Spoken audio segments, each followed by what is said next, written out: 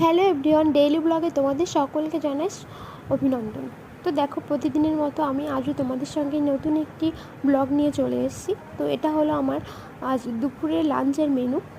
তো সরিষা ইলিশ। তো আমি এটা মায়ের থেকে শিখেছি।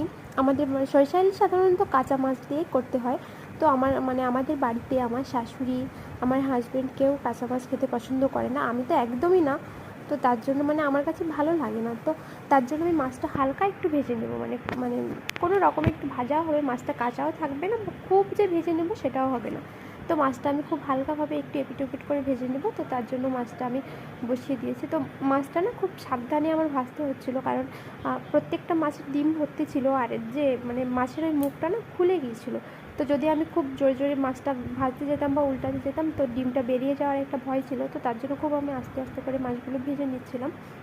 তো দেখো, আমি খুব সামান্য মাছটা ভেজে নিয়েছি। তো মাছটা আমি উঠিয়ে নিচ্ছি, আমার মাছটা ভাজা শেষ। তো এরপর বাকি যে মাছ কটা ছিল, তো সেই মাছ কটা সেমভাবে আমি ভেজে নেব।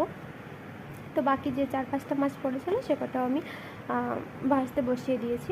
এদিকে দেখো, সব কটা দিয়ে দিচ্ছি। বাকি মাছ কাটা আমার ভাজা শেষ হয়ে গেছে।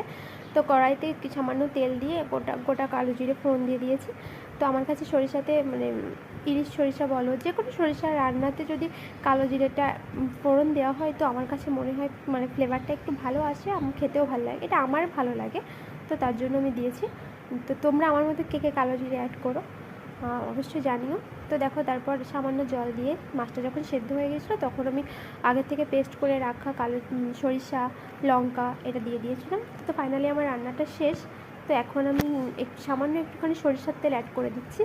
এটা আমি জানতাম না, এটা আমার মায়ের থেকে শেখা। আমার মা বলতো রান্নার লাস্টে সরিষার তেলটা অ্যাড করলে ফ্লেভারটা ভালো আসে, খেতেও ভালো হয়। তো সরিষার তেলটা দিয়েও আমি 2 মিনিট মতো 1 মিনিট মতো ঝোলটা ফুটিয়ে নিয়েছিলাম। তো দেখো, ফাইনালি আমার রান্নাটা শেষ। তো সবাই কমেন্ট করে ছটফট করে জানিও আমার রান্নাটা কেমন হয়েছে। দেখো, আমি অতটা ভালো রান্না জানি না বা পারি না, আমি যতটুকু যতটুকু পারি ততটুকুই করি। তো তোমাদের কাছে কার কার আমার রান্নাটা ভালো লাগে অবশ্যই কমেন্ট